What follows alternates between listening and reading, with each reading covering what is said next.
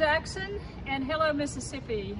I'm Marion Fortner, the interim rector at St. James Episcopal Church, and I'm here with my colleague and friend, Ann Maxwell, the Dean of St. Andrew's Episcopal Cathedral. And we are standing in front of the Governor's Mansion today because this is part of our praying for the city of Jackson and for different entities in Jackson to ring the city with prayer.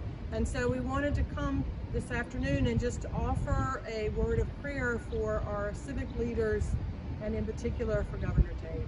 Thank you. The Lord be with you. And also with you. Let us pray. God, our strength in ages past, our hope for years to come, give to the leaders of our state wisdom, compassion, and justice, that with steadfast purpose they may faithfully serve in their office to promote the health and well-being of all people through Jesus Christ our Lord. Amen. Amen. The peace of the Lord be always with you. And also with you.